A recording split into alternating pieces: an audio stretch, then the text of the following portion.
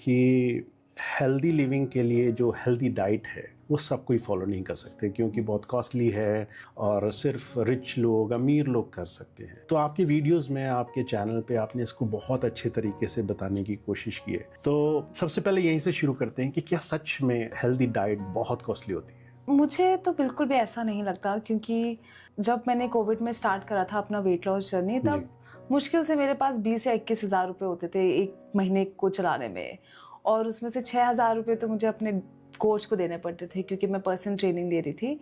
तो बहुत ही ज़्यादा मेरे पास बजट तो नहीं था कोई फैंसी डाइट को फॉलो करने का। बट हाँ, 2-3 चीज़ें हैं जो मैंने अपने लिए करी, जो कि बहुत ही लो बजट में हो जाती है। जैसे कि डेली आप अपने लिए खीरे खरीद लो, आप डेली अपने लिए 30 रुपए का पनीर खरीद लो, आप डेली कुछ नहीं तो 1 ग्लास दूध पी लो।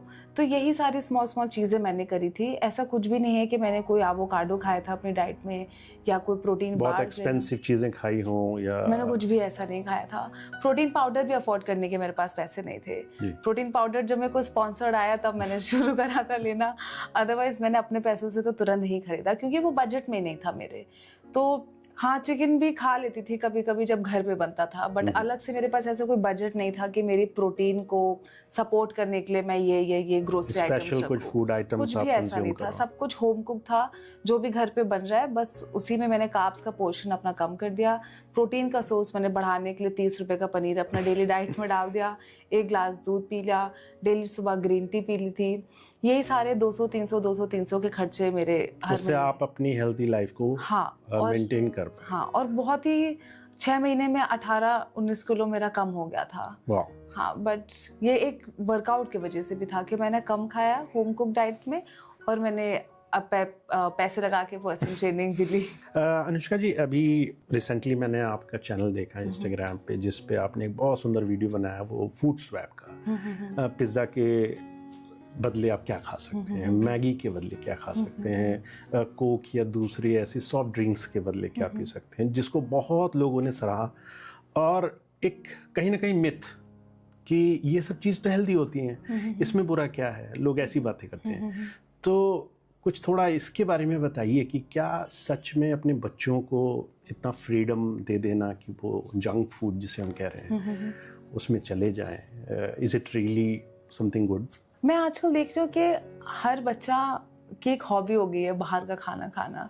ये एक तरीके का ट्रेंड सेटर हो गया है कि कोचिंग से निकल गए हैं, चलो बाहर खाते हैं, क्लास ख़त्म हो गई है, चलो बाहर खाते हैं। और ये मैंने भी करा था। तो मुझे लगता है इनिशियली आप ये कर सकते हो, बट जैसे जैसे आप बड़े होते हो शायद आपकी बॉडी आपको खुद ही बताती है कि ये एक्सेप्टेड नहीं है, शायद मेरे को थोड़ा अनईजी फील हो रहा है, तो थोड़ा सा इसका क्वांटिटी कम कर लो। तो जब मैंने अपनी वेट लॉस डाइट शुरू करी थी, तो ज़रूरी नहीं है कि मैंने सब कुछ एक बार में छोड़ दिया था। 2 ही चीज़ मैंने करी थी कि जो चीज़ें मैं नहीं खा सकती हूँ या मैं नहीं अफोर्ड कर पा रही हूँ, उसको एक लो बजट की मैं चीज़ कैसे खाऊँ। जैसे कि पिज़्ज़ा, मैगी, ये सब ऑब्वियसली मेरी डाइट को सूट नहीं करता था। तो मैंने कहा चलो पोहा तो खा ही सकते हैं, पोहा एक कार्ब है, सोर्स ऑफ कार्ब है, बट इसको अपना डाइट में लाने के लिए मैंने इसमें 100 ग्राम्स पनीर ऐड करना शुरू कर दिया।